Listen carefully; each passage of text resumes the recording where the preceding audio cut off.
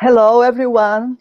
Welcome to the closing event of the 6th seminar of the Center for Studies on Inequality and Development, the CEDE, in close collaboration with the Josué de Castro Chair on Inequality of the Institute for Advanced Studies in the UFRJ.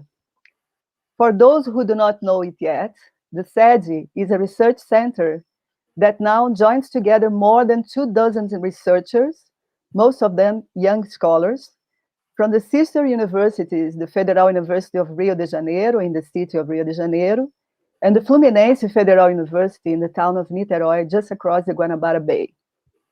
CEDE was founded in 2005 when I was a faculty at the Fluminense Federal University. It was later expanded to the Federal University of Rio de Janeiro in 2016, when I joined the Economics Institute of that university as a full professor. Now the center is coordinated by a collegiate of 4 faculty of both universities, my colleague Daniele Caruzzi, Fabio Waltenberg, Valeria Pero, and myself. We hope to disseminate the CEDE to other universities, as many of our former students are now faculty in other institutions, such as the Federal Rural of Rio de Janeiro, the Getúlio Vargas Foundation, the University of Western Bahia, and the Latin American University at Foz do Iguaçu, as we really aim at a trans-institutional research center that dedicates to address the rampant inequalities in Brazil. Today, it's my great pleasure to welcome the leading British sociologist and former director of the International Inequalities Institute at the London School of Economics and Political Science, Professor Mike Savage. Mike has an extensive scholarly work on inequalities and social stratification, with an overwhelming list of books, edited books, book chapters, articles, and other kinds of publications. Among Mike's many theoretical and empirical writings, a highlight is certainly the innovative scheme of social stratification that he designed and put to work to provide a picture of the social structure in the United Kingdom of the 21st century, going beyond the income and occupation as markers of social position.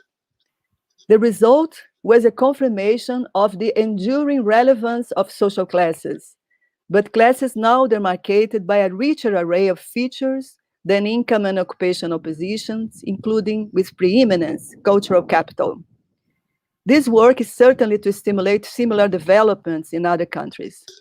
Mike has also been doing research on elites and more recently on the unique relevance of wealth inequality in our time.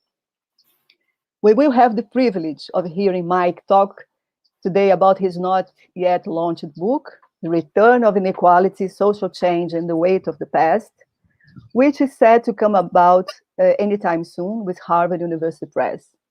As far as I know, this talk is the sort of informal world premiere of that book.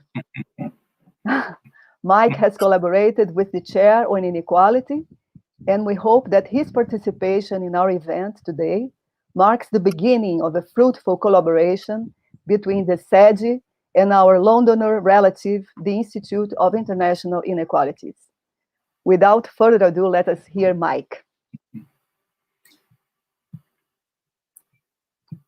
Mike. Thank you. Thank you. Can you see my screen? Your presentation is not there yet. Yes, it's coming. Yes. Coming? Yes. Okay, thank you. Well, thank you, Celia, for that generous introduction. And I'm very pleased to talk about some of my ideas in the forthcoming book, which is out in about 1 month from now, with Harvard University Press. And for me, it's a really important and exciting opportunity because much of my research until the last few years has been focused upon the UK, upon Great Britain. But having been director of the International Inequalities Institute for 5 years, I've increasingly worked with international partners and have had to think about inequality and social class in different international contexts, including South America. And indeed, I have spent several visits to Brazil in recent years, and I look forward to further collaborations. So I want to just raise a few themes from my book. And I want to begin with the main issue which underpins the book, and which is the reason why Harvard University Press were keen, I think, for me to write it for them, which is that, over the last decade, the issue of inequality has become one of the main concerns which the world faces. And we know that many, many political leaders around the world recognize that. I don't think your leader in Brazil does, but hopefully that might change. The election of Biden in the United States is an encouraging development. But much of the running has been made by economists in putting the issue of inequality onto the table, so to speak. And you will know many of these books which are in this graph, in this figure here. Thomas Piketty's Capital in the 21st Century sold 2 million copies in hardback. Branko Milanović's book on global inequality hasn't sold as many copies, but it's really put the issue of inequality trends across the world into the into the spotlight. And both of those writers very influenced by the British economist Tony Atkinson, who made inequality a big issue and did a huge job in establishing inequality within economics as a major concern and not a peripheral concern. And then in the British context, this book called The Spirit Level by Wilkinson and Pickett, which was published in 2010, 10 years ago, was very important too. It was also a bestseller, and it very powerfully made the point that more unequal societies, in economic terms, are also unhealthier societies in terms of their political outlook, in terms of their well-being, in terms of mental health, life expectancy, and so forth. So we've seen a really important series of works by economists, epidemiologists, and such like, emphasizing how important inequality is. And yet, sociologists have often thought of themselves as being experts in inequality. For decades, sociologists have specialized in understanding class inequality, gender, sexuality, race, ethnicity. And yet I don't feel, as a sociologist, that sociologists have been powerful enough in trying to bring their concerns, our concerns, into this discussion. And that's what I try to do, or I am trying to do in this book, which is to say, let's develop a collaboration with economists and think about what sociologists can add to that conversation. And as part of that too, I think we also need to take up the invitation which Milanović and Piketty have thrown out about looking at inequality not just within countries, but across the world as a whole. And that, again, is a bit of a challenge for sociologists, because although sociologists talk a lot about globalization, much empirical work in sociology is done within particular national contexts. And my book sees social science itself as a really important turning point, which is that the issue of inequality is something which is increasingly being picked up across the social sciences. It's not just confined to one discipline. So this is just a simple listing of all the articles across several social science disciplines which have the word inequality in one of its keywords. And economics is to the fore, sociology is second, but you're also finding big increases in political science, women's studies, even anthropology and history to some extent. And so I think we really have a possibility now in social science to think about how we pool our expertise and our interests across our different disciplines and try and think about collaborations. And it's been enormously exciting for me working with economists like Piketty. Of course, I've talked to Celia many times. We now have an economist who's director of the International Inequalities Institute, who's Brazilian, called Chica Ferreira, who some of you will know. That's been really, I find, a very exciting opportunity. But I also want to, and then my book talks about this a lot, I also want to make a kind of cautionary note, which is that although inequality is talked about extensively, there's a sense in which I find some of that conversation quite frustrating, because it it has generated a lot of heat, a lot of people talking about it, but it's not obvious to me that it's always led to successful collaborations which show how inequalities relate together. And to give a comparative argument about this, my book pursues the theme that inequality and climate change are the two major challenges in the world. Now, in the area of climate change, which is where I'm not an expert, but my sense is that there's much more shared understanding of trying to pool expertise to understand the nature of the climate change process and how we can tackle it. When it comes to inequality, by contrast, I think there's much more argument about what are the most important kinds of inequality, what are the best methods, which disciplines are best placed to understand inequality. And then you get tensions too about, do we want to prioritize class, race, gender, something else? Do we need to list other kinds of inequalities? And it becomes at times a kind of standoff between people emphasizing one inequality rather than another kind of inequality. And I find that a bit frustrating, because I think what we have to do is to work together to think about how all these inequalities intersect. And so the book pursues a very strong intersectionalist line, if you like, that we've got to think about how these things relate together rather than try and prioritize a small number of inequalities as being of prime importance. And I think what we've also seen in social science in the last 10 years is, because we have so much data around these days, and because we're seeing the proliferation of big data, we can find inequalities everywhere, because any kind of data is distributed unevenly, pretty much by definition. And if you read the papers at times, it can just feel like here's someone else talking about another kind of inequality. Now, let me be clear, inequality concerns me massively. But I think we need to move beyond just saying here's inequality to actually thinking about how these things work together.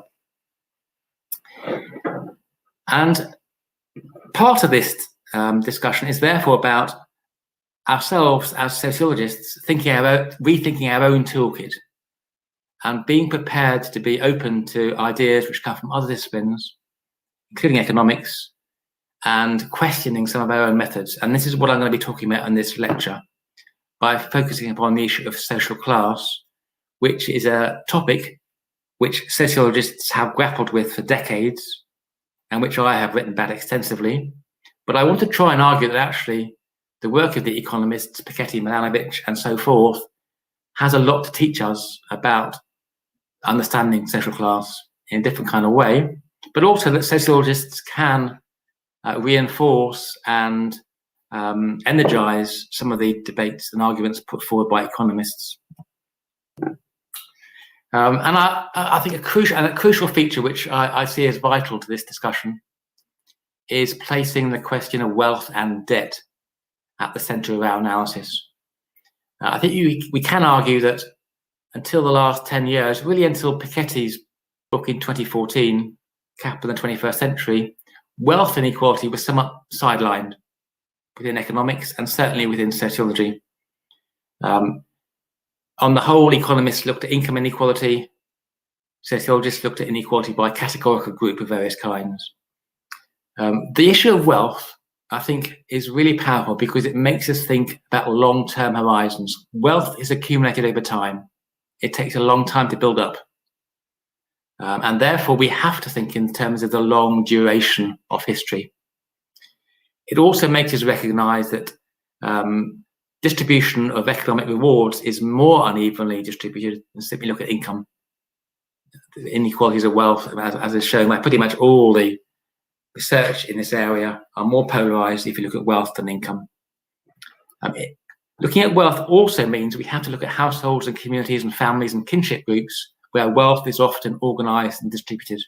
So issues of gender come into play. Similarly, because wealth is accumulated historically, very long-standing traditions of wealth accumulation remain with us. And that's particularly, I think, the importance of empire and colony. So Europe as the colonial heartland of 19th century world history, those forms of expropriation, which happened a long time ago, remain with us because wealth is built up and is accumulated over time.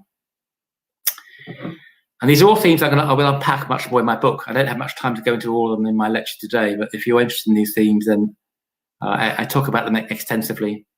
But I also think we have been in a situation in recent years where I think many of us who examine inequality think that inequality is a huge issue, but it's not always obvious that many or a lot of people share that view. And there are very strong meritocratic defenses of inequality, which say that basically along the lines of, well, people, some people work harder, some people are cleverer or smarter, or they're more skilled, and therefore it's fair enough that they should get more pay, more income to reward them for their skills and talents. So that those values of meritocracy run very deep, and they run deep across much of the world, not just the developed world. But if we shift things back to wealth as the bedrock of inequality, then I think it changes, because it's more difficult to justify wealth in terms of talent and skill, because much wealth is inherited and is the result of unearned income, forms of rent, if you like. And it's difficult to justify getting rent because of your skill.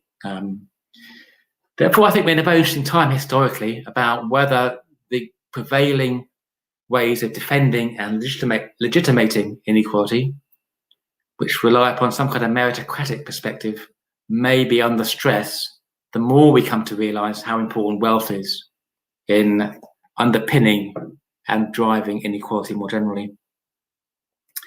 And we also, if we think about wealth, this also makes us aware that much of the significance of inequality is not just about the overt stigmatizing forces around sexism and racism and classism and the overt forms of discrimination which exist in society, but also they take a more mundane form.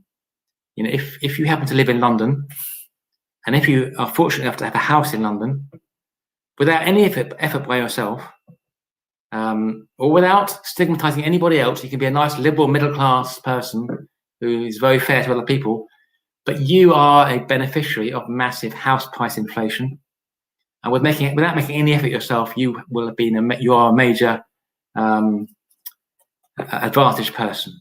And this is Thomas Piketty's famous, R is greater than G. If you've got resources, they have accumulated just by the virtue of the assetization, the marketization of many commodities. And we need to recognize that, as well as the overt stigmatizing forms of inequality, which sociologists have looked at for many, many years.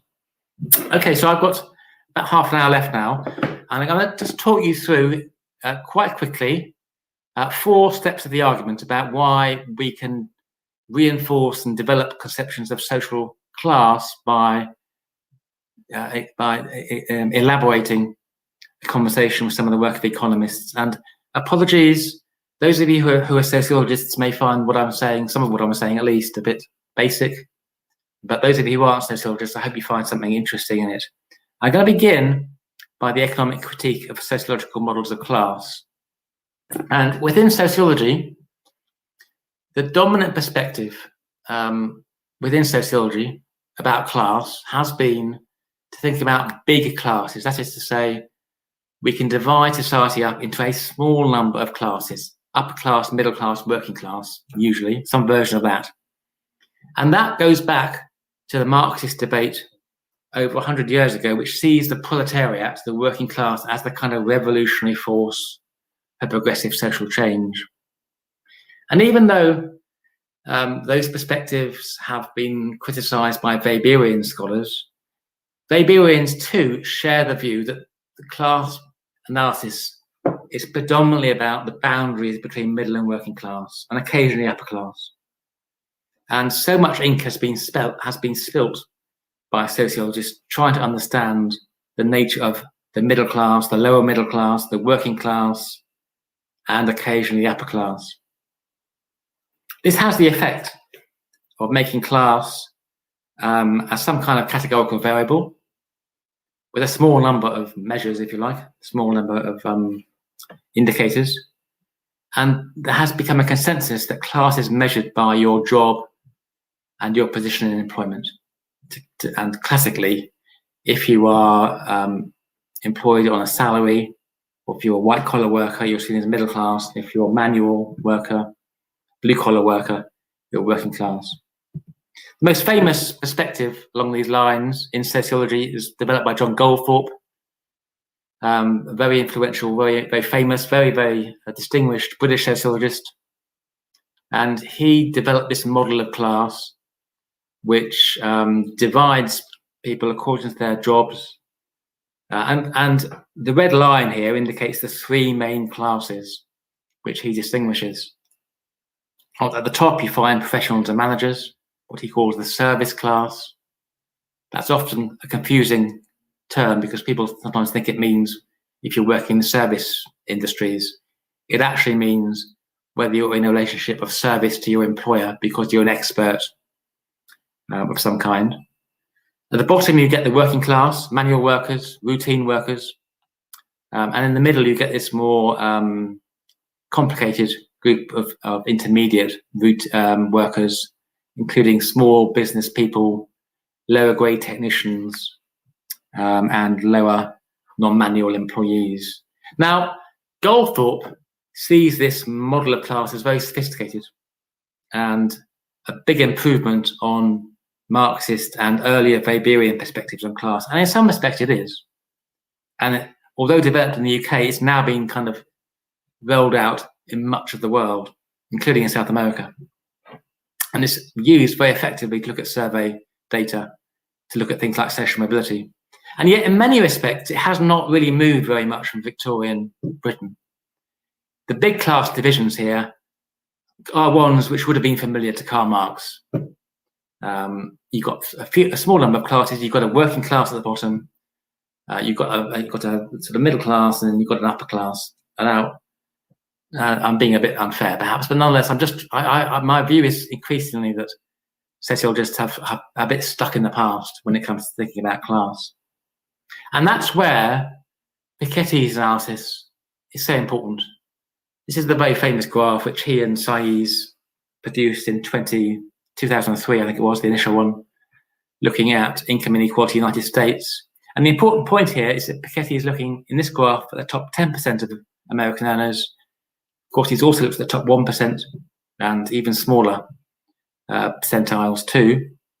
And this famously shows this diagram that since the mid-20th century, the total amount of American national income taken by the top 10% has increased substantially. And indeed, we are back to the bad old days of the early 20th century. So inequality is back. Now, the important point here is that you cannot easily decompose a graph like this onto occupational classes. Because if we go back to this graph, if you look at the top class of professionals and managers, not all of them have enjoyed this bonanza of increasing income shares. Indeed, if you work in the public sector, for instance, in many countries, your income has perhaps gone up a bit, but it certainly hasn't gone up so substantially. And similarly, it's only really a small number of employers, CEOs, people working in finance and banking who have seen such a rapid rise. And so you can't easily decompose this graph onto an occupational class graph. And therefore, the model of class which sociologists have used isn't so good at unpicking what's happening to inequality. And of course, that's even more true when we look at the issue of capital. Capital is back, as I was saying earlier. It's the issue of wealth. This is Piketty's famous graph showing the capital income ratio, the total stock of capital in society as a proportion of national income, and which shows that over the last 60 or 70 years, the amount of wealth, which he defines as any kind of tradable asset, whether it's housing or financial savings or such like, that's been increasing compared to the level of income. And therefore, if we're thinking about that class, we've got to take into account these assets, which are not derived directly from employment. They're derived from your housing value, say, or the savings you've built up, or the money your parents have given you when they left you a legacy. So we've got to bring in capital to the analysis of class. And that's particularly true because, as is very well known, wealth inequality is more extreme than income inequality. And I'm just, we can look at this question across many different nations, but here's the example of the UK, which I'm most familiar with. And if we just look at the graph of income inequality in the UK a few years ago, this is a kind of familiar sort of graph, pens parade graph. Along the x-axis, you can see the income earned by different percentiles, with the poorest on the left-hand side and the richest on the right-hand side. And it shows a slope, a fairly steady slope, until you get to the top 10%, when the right tail really picks up. And this top-end effect is massively underscored by the work of Piketty and the economists. You miss this kind of top-end effect when you look at big categories, like the sociologists often do. We've got to understand this top-end effect if we're to understand the significance of inequality. But on income terms, the ratio of the top 10% of income earners to the bottom 10% is around 3.9 to 1. So in other words, those at the top 10 percentile threshold earn nearly 4 times as much as those at the bottom 10% threshold. Well, that's quite a lot of difference, but it's not a vast amount of difference. But when we look at wealth, it changes substantially. When we look at wealth, if you look at the people who have the top 10% of wealth holdings in the UK, this is a few years ago, this is 2010 to 12, then they have nearly £1 million in assets. If we look at the people in the bottom 10%, they have £13,000 of assets.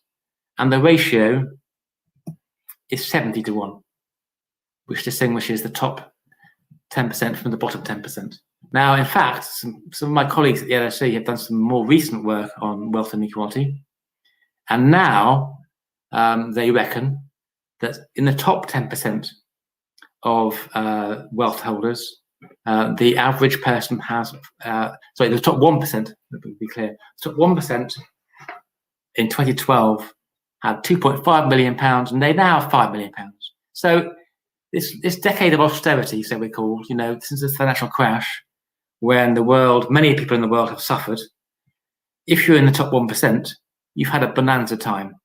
Your wealth has doubled from an already incredibly high base.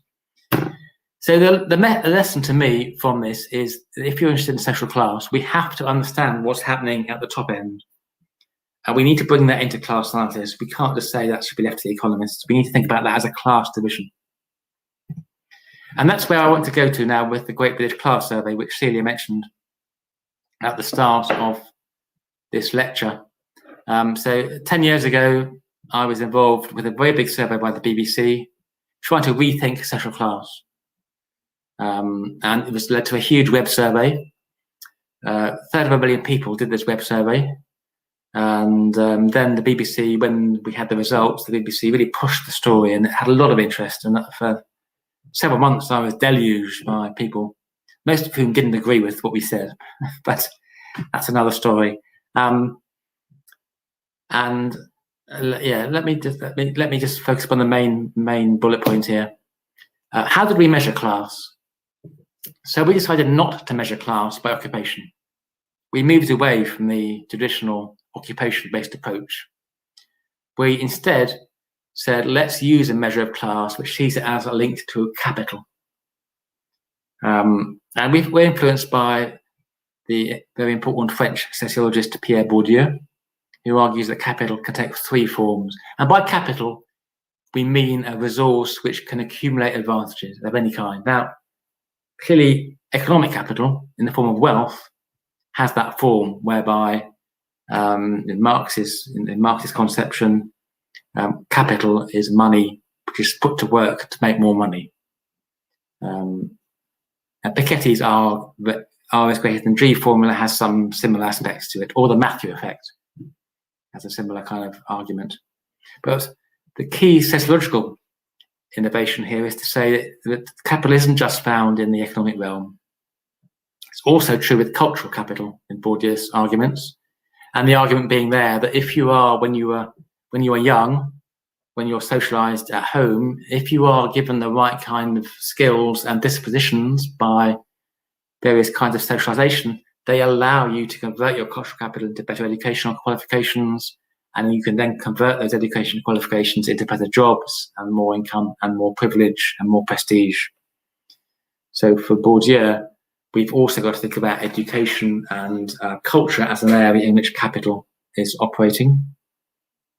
And thirdly, social networks, and the way in which some people with the right kind of social connections can use those social connections to gain advantages. So for Bourdieu, social class is multidimensional, and it isn't just about employment. It is about the underpinnings by which you can accumulate advantages. And we used the latent class analysis to kind of basically to group measures of these three kinds of capitals. And we came up with this model of class. I'm not going to go into details, partly because, you know, this is a very different country to Brazil. And we have discussed this extensively in our other work. I'll just talk you through the main finding, the main argument. And apologies for the graphics. The graphics were produced by the BBC as a means of popularizing the findings. I'll just reproduce them here to kind of cut to the chase of the main arguments. And the really important thing is what we found was at the top of the class structure, there is a small elite, which is characterized not just by having vast amounts of economic capital, but by also having extensive cultural and social capital. And similarly, at the bottom of the class structure, there is a substantial group which we call the precariat. We didn't like the concept of the underclass, which has been widely used and is often has the problem of being being racialized, and with the assumption that it's black people who are part of the underclass. So we prefer the precariat concept, which argues that this grouping is characterized by simply having, they're not necessarily unemployed, long-term unemployed or out of the labour market. They're just characterized by being in casual employment and being very insecure, precarious. So these are the two most distinctive classes, top and bottom. Then in the middle, we get a much more complex mix of classes. I'm not going to go into details about these, other than to say that, rather than there being a clear dividing line in the middle layers of society between the middle and the working class, which is what the sociologists have often assumed in the past, what this suggests is a much more fragmented class structure in the middle ranges. So really our model was to say, let's look at the two extremes as the most distinctive classes and recognize more fluidity in the middle layers. But also what we found, again, I haven't got much time to talk about this today, but it's again the significance of these top-end effects. So the economists have shown these top-end effects are very powerful with respect to income inequality or wealth inequality, but they also apply and many other aspects, many other things we might measure. So this is a question about social capital. And people in the Great British Class Survey were asked if they knew someone who was a chief executive, a shop assistant, a factory worker, or an aristocrat or noble. And then along the x-axis here, this is a list of people's household income, with the poorest people on the left-hand side and the richest people on the right-hand side. And if we just look at the line for aristocrat, now there's very few aristocrats in the UK. There's about 1,000 nobles, lords, barons, and so forth. So there's not many. In fact, most people don't know one, although it says 10% here. But I think there's a degree of over-reporting anyway across the whole of the survey. But leaving that aside, the point is that as you move up the income distribution, the proportion of people saying they know an aristocrat doesn't rise much. It doesn't rise much until you get to £57,000 or so, by which time we're in the top 25% of earners. And it rises a bit more. but not much more really, until you get to people earning around £100,000, at which point we're in the top 2% of earners. But once you get into that top bracket, the top 1%, the proportion who know a chief executive suddenly begins to increase rapidly. And the very most affluent people in the top 0.5%, nearly half of them claim they know an aristocrat. And similarly, the line is similar with respect to knowing a chief executive, not quite as steep.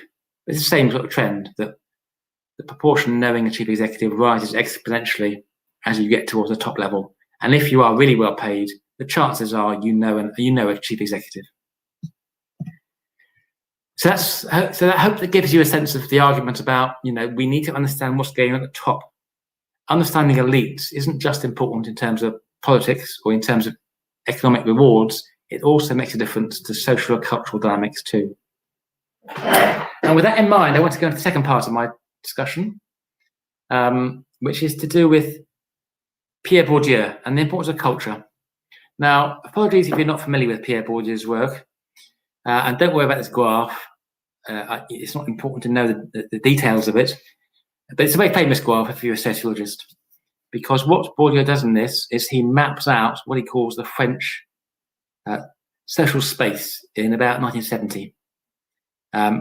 And this is basically it's akin to a market research clustering profiling exercise in which you're trying to understand the patterning, the partitioning of people's taste for art, music, cars, holidays. And the important thing for Bourdieu is that this is a multidimensional space. You can't simply stack it on one measure alone. So if you compare the in red, you can find a whole series of labels like piano. At the top, this is antiques. This is saying that people who have lots of capital, lots of money, if you like, they like playing the piano and collecting antiques. At the bottom are people without capital.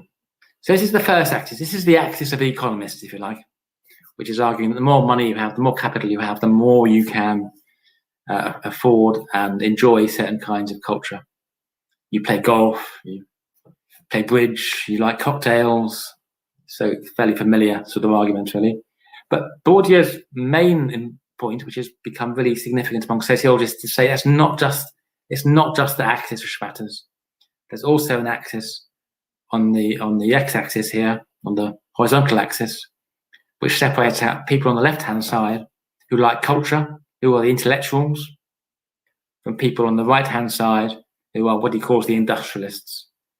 On the left-hand side, people highly educated, highly oriented towards culture, but not necessarily very well off. On the right-hand side, people who have lots of money, but aren't necessarily terribly cultured. So if you look at some of the red labels, you can see on the left-hand side, people like Andy Warhol. They like going to galleries. They like Kandinsky. They like Bertolt Brecht, Goya, Kafka, and so forth. All intellectual, highbrow artists and writers. On the right-hand side, you can see they like big French cars, Peugeots and Citroëns. They like drinking champagne and such like. So this is really important. Bourdieu argues there's a separation between people with cultural capital and economic capital, which cannot be collapsed simply onto having money or not having money. It's separate from that. But the important point, and this quote here is from an interview I did with Piketty a few years ago. And Piketty, interestingly, very clear, he's been influenced by Bourdieu, similarly French background. But Piketty makes the very important point, which is that when Bourdieu was writing about France in the 60s and 70s, he was writing at the time when inequality in France was very low comparatively. And therefore, you might expect, given economic inequality is relatively subdued, you might expect the difference between the intellectuals and the industrialists to be quite marked. But since that period, this is the bit I've put in red here, my message is to say, in order to think about power and inequality in the 21st century, we have a return of capital in the sense of financial capital. real estate capital, which is playing a very big role today, much bigger than the 50s, 60s, 70s. And if I can just underscore that point by going back to the Great British Class Survey, which I mentioned. And here I've got the 7 classes, which I mentioned earlier on briefly, at the top on the as labels on the top, and then along the side, I've got the different measures we use to construct these 7 classes. The first 3 are to do with economic capital. The second, the middle 2 are to do with social networks, social capital, and the bottom 2 are to do with cultural capital. Now, I don't have time to go into the measures of them exactly, so you have to take my word for it for now. I just wanted you to compare briefly the values, if you like, for these 7 classes for the economic capital measures. And if you look at look at the elite group and look at the household income of the elite compared to the precarious on the right hand side, you can see that it's around 10 times the amount of household income which the elite have over the precarious. So it's pretty huge. By contrast, if you look at the values for social capital in the middle of the in the middle rows, you see that there's a difference there, but it's not something like 10 to 1. It's more like 2 to 1, 2.5 to 1. And similarly, when you look at the values for cultural capital at the bottom, the values there are like 3 to 1 or 2 to 1. So now obviously this depends on how you measure things, and we can have a debate about that. Happy to have some questions on that if you like, but I don't think it makes much difference, to be honest. However you measure cultural capital and social capital, it doesn't vary that much. It varies, but not as much. But when you get to economic capital, it can vary massively. So we have to place centrally the significance of economic capital as a major divide. And this leads just to conclude this bit of the lecture. This really leads us to recognize that class is really being pulled apart at the top and the bottom by the acquisition of resources for those with capitals, assets, and resources. And it really goes back to things I've been arguing for a long time. And to bring out the main argument which I make, what this means is we've got to understand that a small elite class isn't just an elite with lots of money or an elite which is in powerful positions in politics. They also have a social and cultural existence which sets them apart. But also there is a group in the middle class, and Piketty calls this the patrimonial middle class, who can expect to inherit a significant amount of money during their life. Piketty reckons that 16% of French people can expect to inherit 750,000 euros, which is a lot of money. And you know, in the British context, we reckon that 7% of people are in the elite class by our terms. So I think what you can say is at the top levels there's a very small elite, but there's also a significant group who are not as well resourced, but they do have a substantial amount of wealth accumulation also. And that leaves this kind of model of class, which has been interesting. It came out of a study of Laos, Germany, and Brazil. Actually, should not start. That's my mistake. It's actually Surinder Jodka and Boyka Rabine, who did a comparative study looking at the main patterns of difference in those 3 very different countries. And the main argument was to say, actually, you can find these similar kinds of classes with different numbers in them. So in Germany, the precariat is much smaller than it would be in Brazil, for instance. But nonetheless, same patterns can be found. You've got a very small elite. You've got a precariat at the bottom, which is just characterized by being very, very short of any resources at all. You've got a middle class, patrimonial middle class, who have significant savings and wealth, and can expect to pass on some of those to their children. But in the middle, you get this group, insecure middle and working class, who are getting by. They're making ends meet, but they're characterized by not being far away from being in potential problems with their life if they lose their job, fall behind on their credit cards, or whatever. And the important point about this way of thinking about class is to say the big divide isn't in the middle, between the middle and the working class, because actually you have to be pretty well off these days not to be insecure. The big difference is at the top and the elites, in particular the way the elites pull apart from the rest. Okay, now I'm just going to finish off in 5 minutes. I want to give time for questions. The last part of my lecture is to talk a bit more about the global dimension, and also to bring out this point about the weight of history, which is the term I use in my book. What do I mean by the weight of history? And here the argument is to say that much of social science is very, very presentist, which is to say we focus on the here and now, and the relationships between groups and people and factors and variables at one moment in time. But actually, because we're thinking about wealth is built up over time, and the accumulation of those resources stays with us. And here again, I pursue the analogy with climate change. Climate change, the problem of climate change is a problem of history, which is to say we are living with carbon deposits from pollution built up over centuries, which remain with us and have implications for the future in that they're causing global warming. And it is the same, in my view, with economic inequality and wealth. And I'm just going to briefly, I've got time to go, I'm sure you know Milanovic and the elephant graph.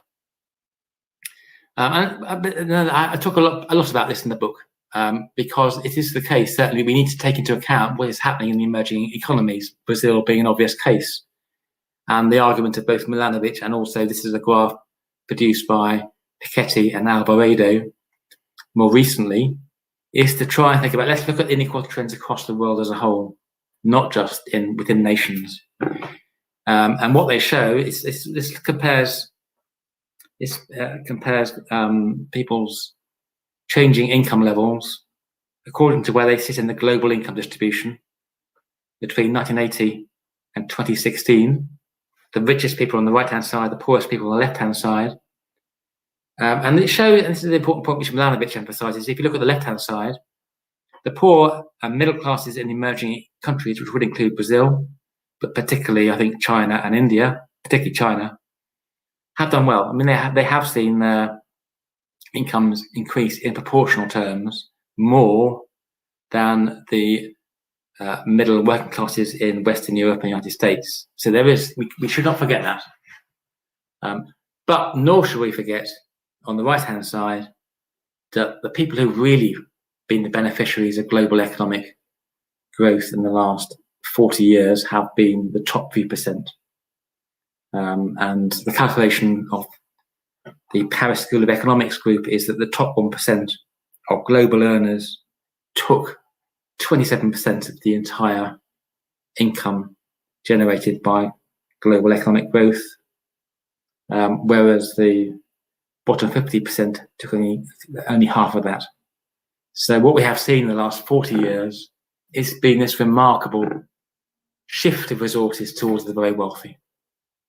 And that's certainly broken down a bit by country, but it's a global process.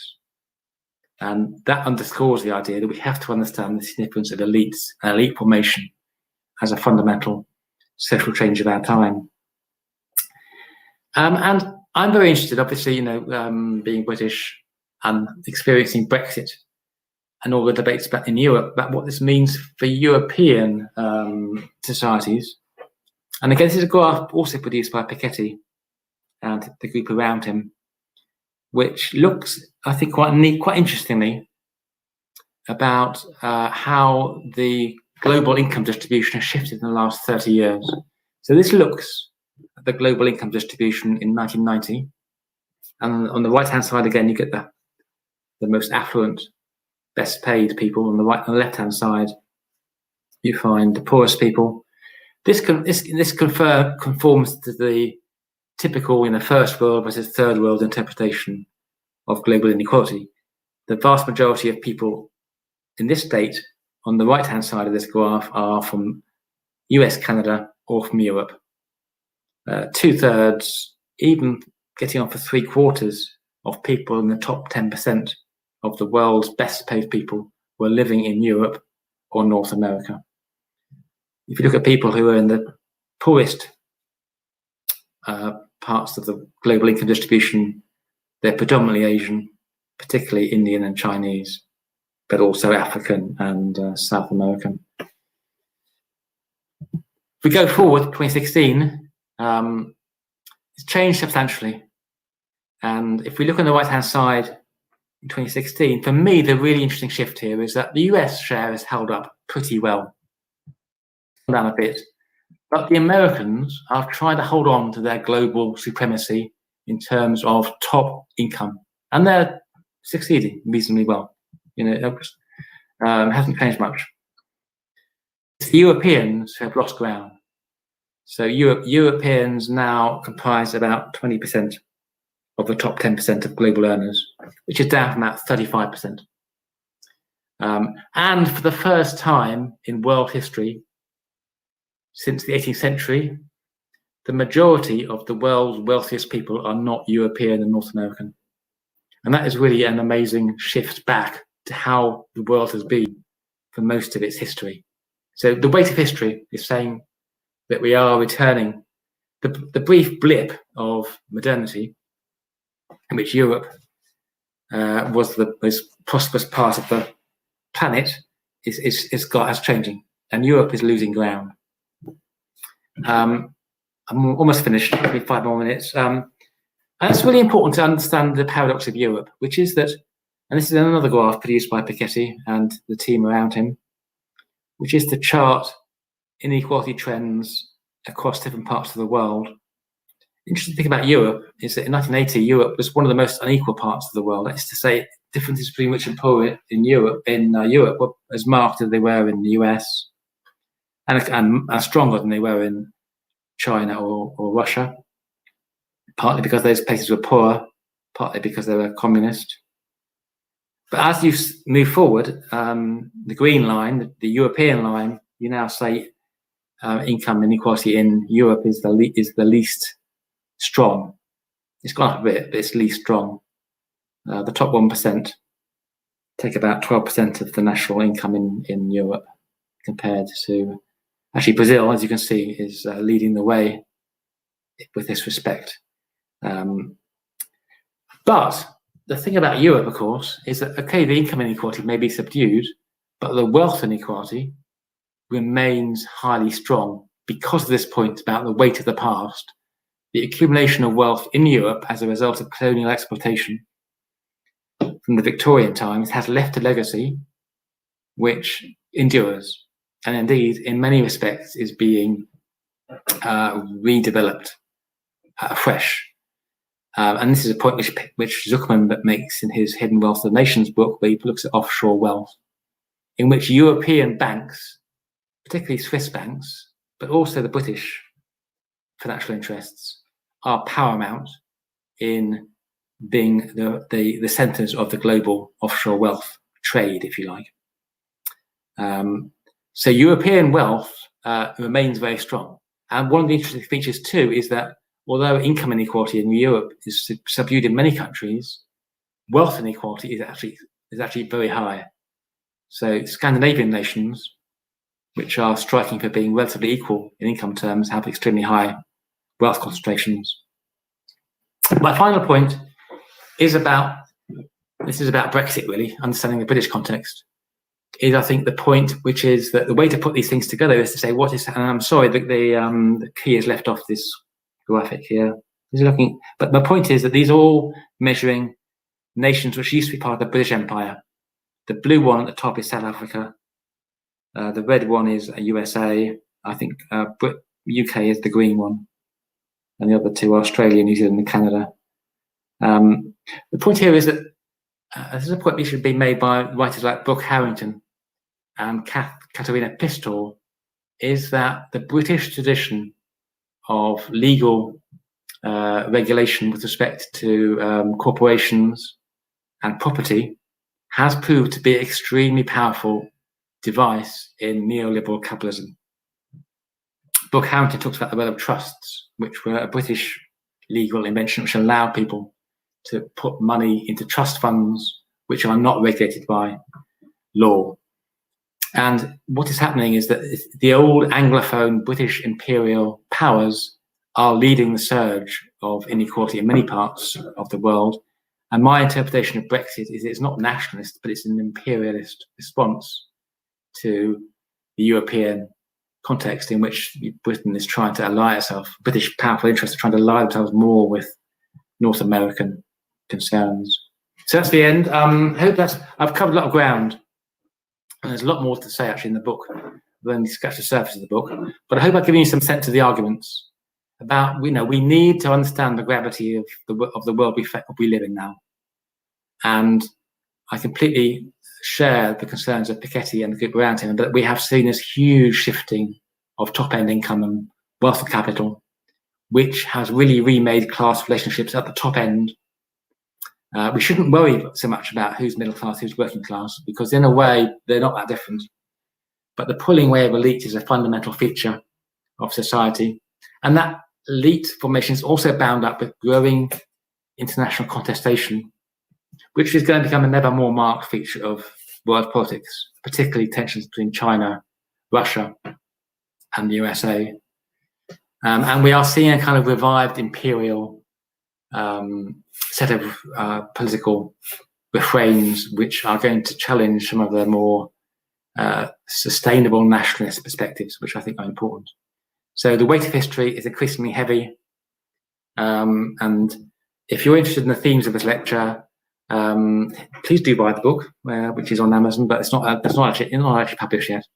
But also, we are having a series of seminars at the LSE, the Zoom seminars, so you can join them. They'll be a bit early in the morning from Brazil. I am leading a research theme on the issue of wealth leaks and tax justice. Very keen to collaborate with any of you on that.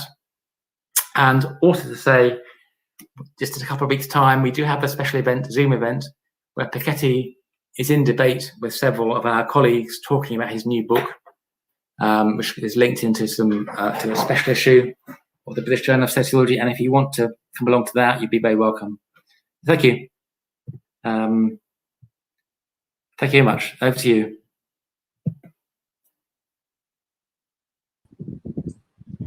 Thank you so very much for this wonderful talk, Mike. A lot of inspiring ideas, instigating ones. We have a lot of questions from the audience already, but yes. I think I'll take advantage of my position as a moderator to ask you a couple of questions. Okay. I'd like to focus on two issues.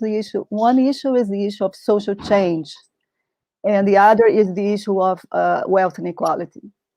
As regards social change, you seem to have a problem with Piketty's discussion, insofar as Piketty does not address social change in an adequate way. It's at least an incomplete approach, right? Yeah. I'd like to know what kind of components are missing in his theory, and if you have an idea of how we could fill this blank. Perhaps we have to go back to disciplines, to more sociology, more political science, more social psychology. So this is my first question. The other one is that Piketty published his book before the outbreak of the COVID pandemic, right? Which is a really devastating critical conjuncture that has claimed a lot of deaths and problems, aggravated previous inequality, and in turn was aggravated by it. As far as I know, we are not seeing social and political mobilization to address inequality and poverty and deprivation and avoidable deaths, not even in Brazil, which are plenty, right? Especially in extreme inequality countries. On the other hand, there is a sign of change in the horizon, the seeming move of the tectonic plates of taxation toward progressivity, policy starting to be endorsed even by the Monetary Fund. These respectable institutions have been pushing for progressive wealth and corporate taxes, temporary but also permanent ones. So would you agree that there are Pikettian fingerprints here? Are we witnessing the real power of ideas? And yes. The changes we see, also another point related to that, the changes we see appearing seem to be coming from the top. Are you increasingly dependent on elite-initiated progressive social change? in that case, drawing on the on ideas such as Piketty's? Yeah, okay, very good. I mean, very good questions. So you're right, sexual change. So I think Piketty, as you can tell, lots of my thinking has been very influenced by his book and his books. You're right. There's the 2014 book, and then there's a 2020 book. And he does say in the 2014 book in particular, you know, he keeps saying, you know, we're going back to the Victorian times or the Belle Epoque. He kept saying, you know, we are seeing the return of a patrimonial middle class. And so at one level, he's similar to what I'm saying, but I think he doesn't push that far enough, because what he tends to do is he tends to kind of give you these long trends of relativities. So you can see the top 10% of earners in France or the United States and how they've shifted up and down. But the problem is that abstracts and the absolute changes. So here I think you have to understand that France in the Victorian period is very different from France in the 21st century, because it's a much more prosperous society, it's much more technological. These absolute shifts, the rise of education, the rise of credentials, technology, have meant it's not always useful to assume we can just look at income slices as relativities. We have to look at the absolute shifts too. I mean, to give an example, an obvious example, but it's not one which he talks about very much, is to do with gender relationships. You know, in Victorian times, 200 years ago, in most parts of the world, women couldn't own property very easily. Women were not easily in the labour market. We were talking about a situation where men were legally, in most cases, defined as head of households, and so they were the ones who had power. Now, clearly, we still live in a world of entrenched sexism, but women do have a better position in the labour market now, and they can own property in their own right, and in certain legal contexts, say in the UK, in marriage terms, you're entitled to half the household wealth, which didn't used to be the case. So that's an absolute shift in kind of the relationships between men and women, which you don't get from looking at income shares. And I think you need to bring those back into the equation, similarly with issues of slavery, you know, and how racial and migration. So my argument is to say that you've got to think further than Piketty does about how history has changed, and recognise that some absolute shifts are kind of irreversible, even though economically we have seen the return of high incomes as well. So the elite, there is a return of elite power, but it's a different kind of elite power than what was there in the 19th century. COVID. No, look, I mean, it's amazing to think what's happened with COVID. I mean, my way of thinking about this isn't particularly in the book, because the book was mostly written before COVID happened. But my way of thinking about COVID is, again, this point about the weight of history, because obviously world history has been shaped by pandemics. You know, throughout the history of the world, pandemics have had a huge influence on social change, and that's obviously true with the arrival of Europeans in South America, when much of the indigenous population was wiped out by smallpox and such like. But in the UK context, this is a point which the historian Walter Scheidauer makes. You know, pandemics have often led to declining inequality because many people die, and that tightened the labour market. So in that way, COVID is returning us to the historical norm whereby pandemics come along and they have a big effect. But COVID is not a very serious illness compared to previous pandemics. 1-2% of people die. And it's amazing how it has really revealed the limitations of our modern infrastructure much more powerfully than previous pandemics, which I think testifies to the weakness of modern institutions. That a fairly small challenge has really caused, across the world, and Brazil is obviously a spectacular case of this, it's caused the entire public infrastructure of healthcare, welfare to collapse pretty much.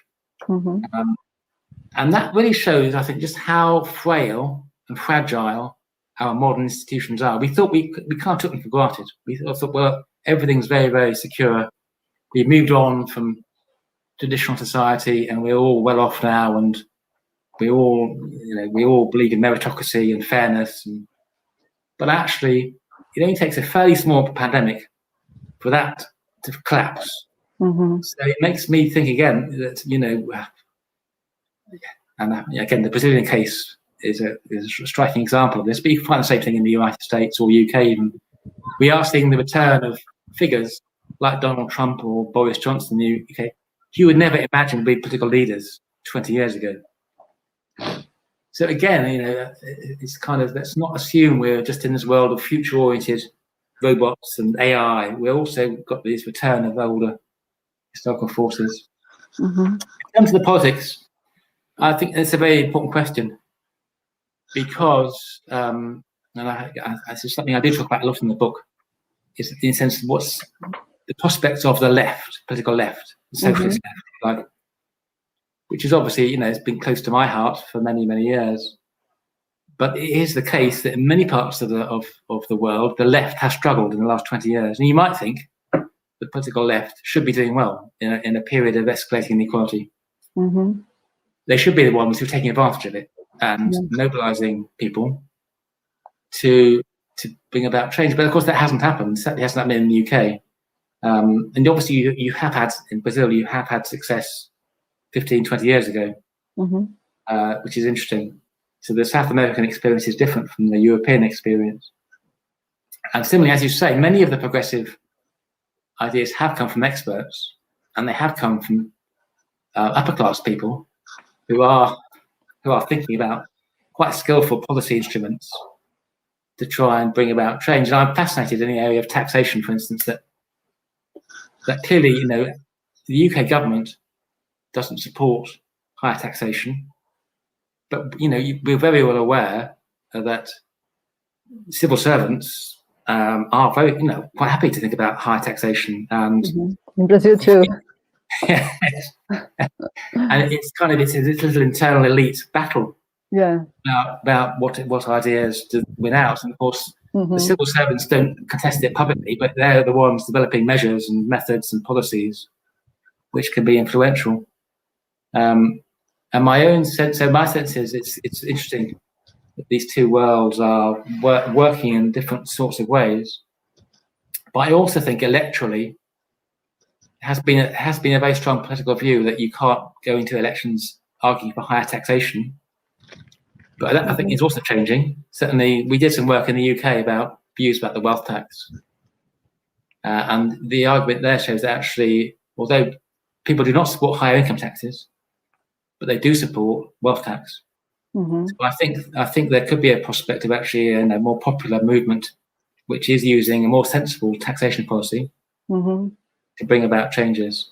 So when we go back to revolutions in the past, the French Revolution and the Russian Revolution, it's always been an alliance of elites with the popular classes.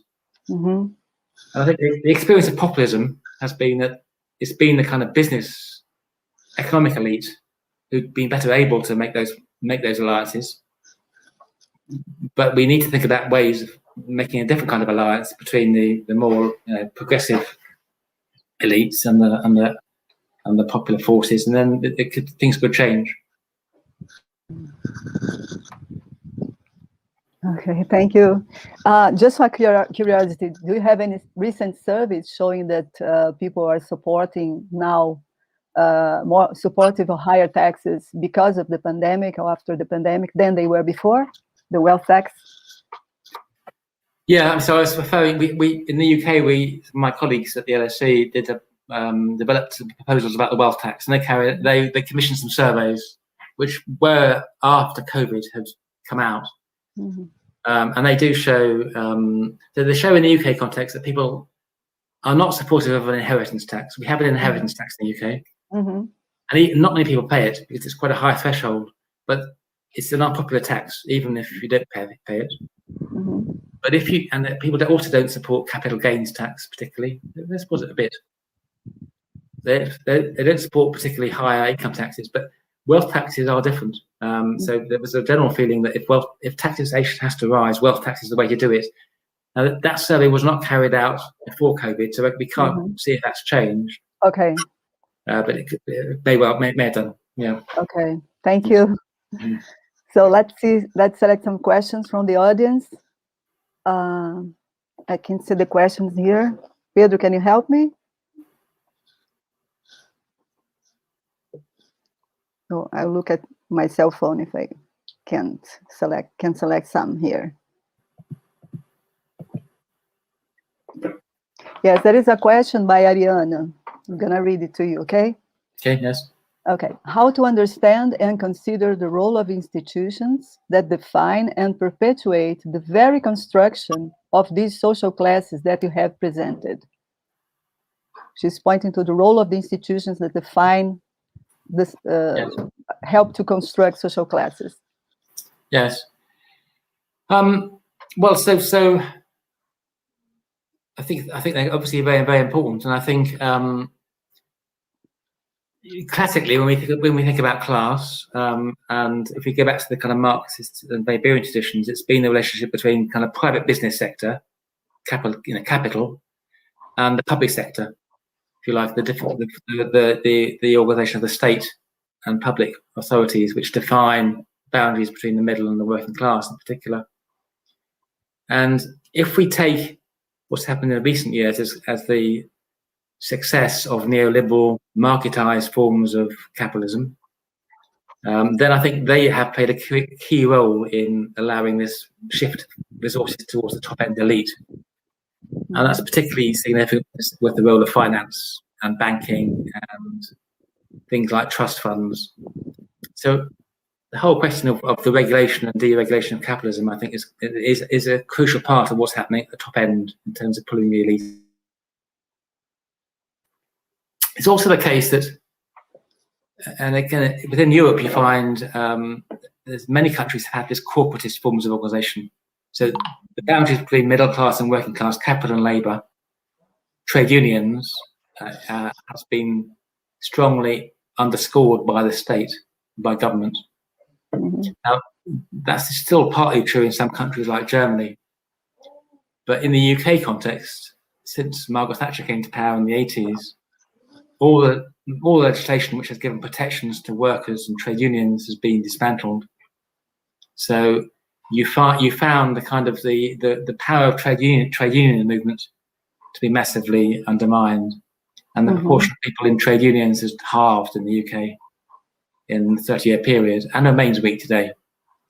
So I think it's if you like, the institutions of labour have weakened and have been weakened, but the institutions allowing the acquisition of capital have become more powerful and more flexible. So it's allowed the polarization between the two, between top and bottom. Thank you. I think I've tackled some of the points raised by Fabio, but I'm going to read his question because I think it's very interesting. He says that in the UK, conservatives have governed for years, prioritizing austerity policies. In this period, interest in inequality was renewed in academia, with leading British scholars like Tony Atkinson. To what extent is the academic debate influencing policy debates in the UK? What's your opinion on that? Yeah, that's a good question. So I think so far the academic debate has not had a huge impact on policy circles, which is telling, particularly given economists have more power than sociologists do, and you would normally think economists would be steering the debate. Now, it's careful. You've got to be careful about how you put this, because the Labour Party in the UK clearly is concerned about inequality, and there has been some significant overlap between the thinking of the academics and the Labour Party policy. And the Conservative Party too, it has a strong belief in what they call levelling up, making things more fair. But the way that has manifested itself has been a focus on social mobility. So a huge government investment in the UK is around promoting social mobility. And that means, at least in theory, investing in education, which I think in the view of many of the researchers, including myself, who work in the area, is ineffective, because that won't change the gap between rich and poor. It'll only change which kind of people move into the top jobs. And it also is a problem, because all the academics who work on social mobility know that if you are to have social mobility actually promoting fairness, you have to have downward mobility as well as upward mobility. That is to say, people who are born wealthy but are not working hard or not very effective have to move down the ladder, partly to allow space for the talented people to rise. And no government has ever been prepared to encourage downward mobility. It talks a bit about upward mobility, but they also just think, well, you can keep the middle class, upper class kids up the top too. And this has been pointed out, I mean, many, many times. And occasionally you've had conversations with them saying this, and they say, well, you can't do that. So I think most academics think the social mobility agenda is bound to be limited, bound to be problematic, but it doesn't stop the government, because it gives them a way of saying, well, we're trying to support equal opportunities. And we have an interesting phenomenon in the UK now, which is that many of the cabinet of Boris Johnson are not white British. The Chancellor of the Exchequer is East African Asian.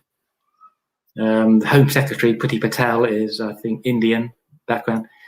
So there's a diversification at one level, but of course they're often very wealthy people. I mean, the Chancellor of the Exchequer is a billionaire.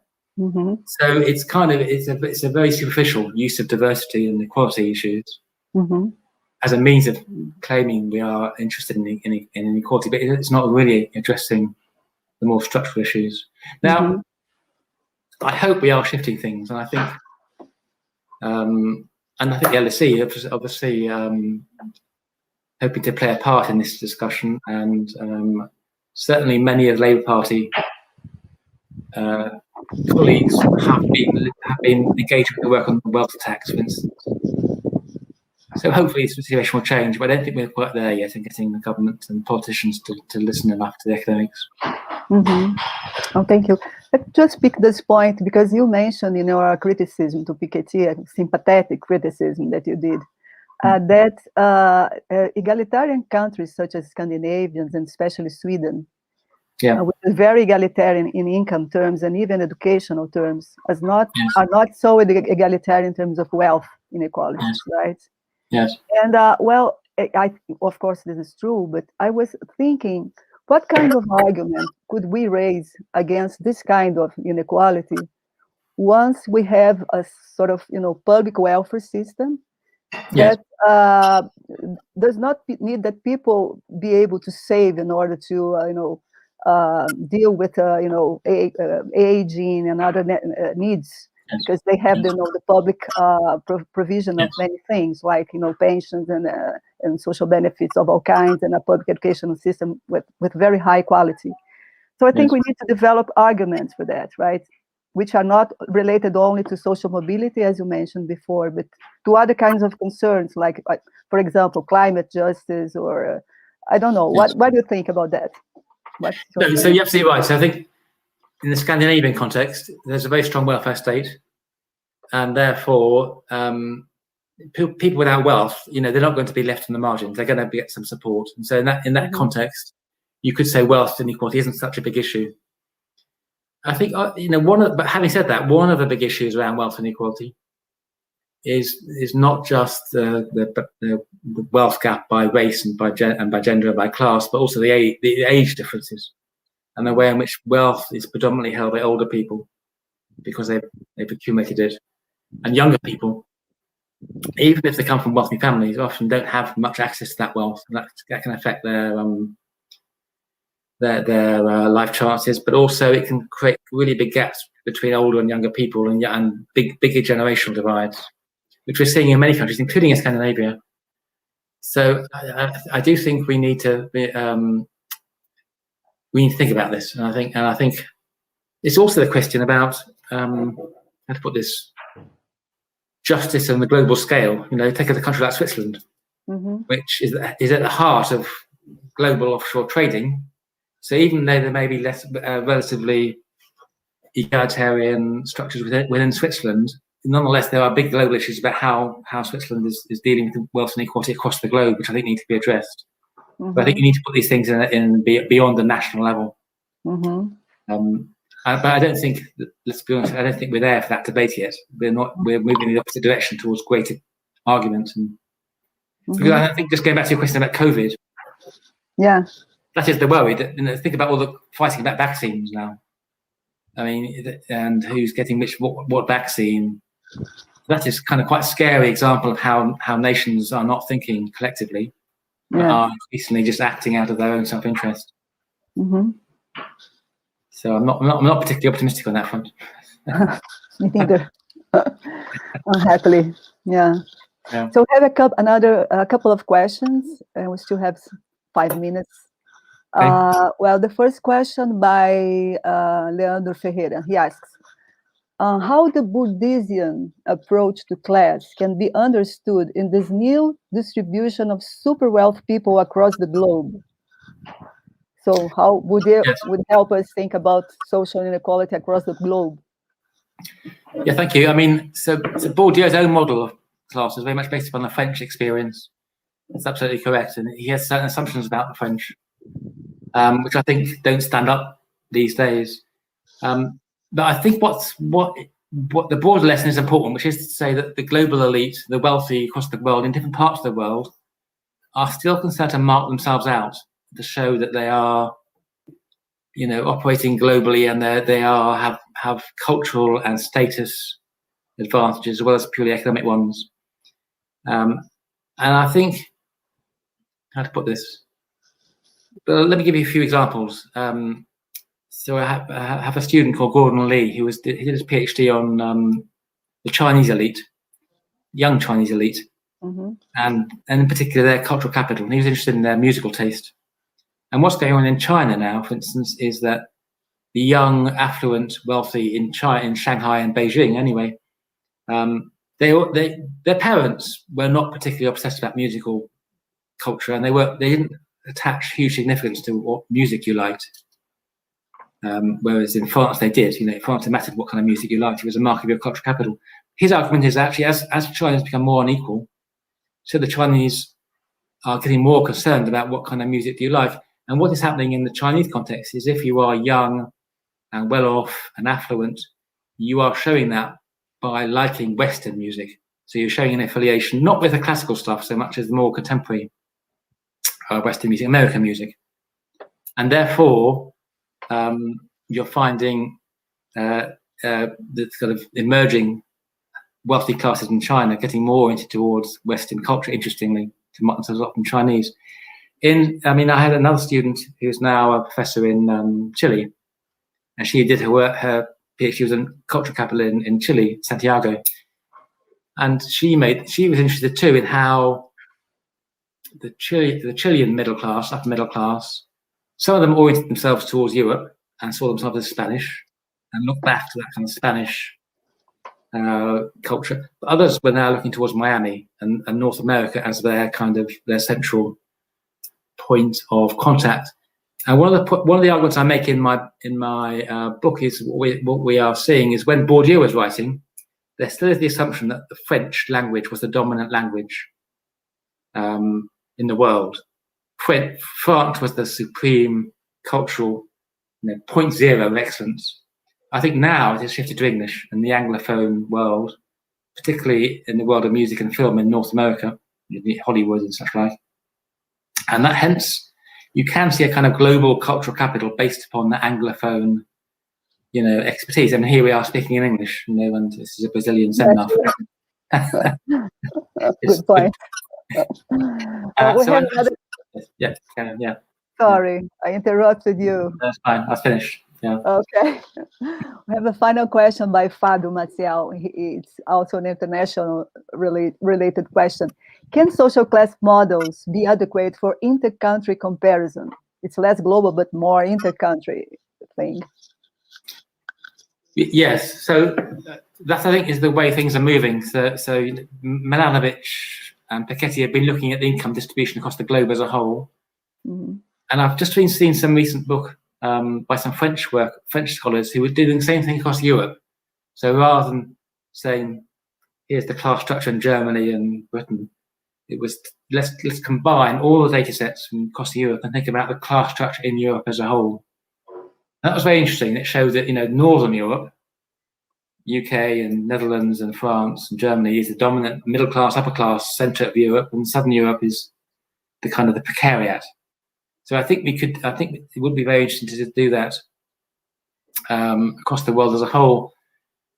And just to say, this is actually one of the major themes which we're working on in the Inequalities Institute at the LSE, where the sociologists feel that although Piketty et al. Have shown how you can use income distributions comparatively across the world, we don't have the same metrics to allow us to look at elites across the world.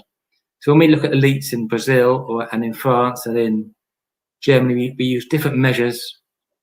We use different frameworks to understand what an elite might be. Whereas what we need to be doing is thinking about some similar common metrics. For instance, what proportion of elites in different countries come from working class backgrounds, how many of them had exclusive education, how many of them are female, how many of them came from ethnic minorities.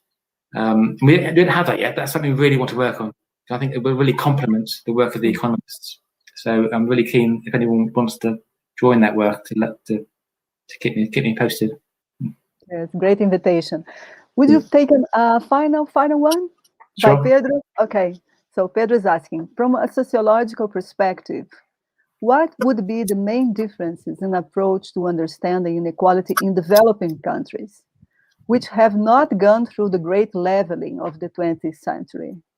Mm-hmm. How to understand social change as a big picture, and even changes in the idea of modernity, considering that income inequality in countries like Brazil has remained practically untouched since the Belle Époque? Yeah, that's a good question, and you're absolutely right. And I'm not an expert in those developing countries, so I can't give you a very informed answer. But you might argue that it's more hopeful because you don't have that sense of complacency which existed in the developed world that we've now dealt with inequality. And the experiences in South America, where in many countries inequality was limited a decade ago, mm-hmm. Is with you still. It's still part of your, that hasn't been forgotten. And so possibly people are more creative about and don't accept the inequality is kind of just to do with economic advancement and modernity and such like. So I would hope it gives you a sense of positive possibilities, which may be more difficult to grasp in other parts of the world. It's a good question. Thank you. Thank you, Mike. Well, we would love to be talking with you for hours. Our time is unhappily up. And thank you again for accepting our invitation. It was really wonderful to have you here with us. Thank you. And just keep in touch. Thank you, everyone. Thank you. Bye. Bye. Bye-bye. Have a great day. Bye-bye, everyone. Thanks for coming. Bye-bye.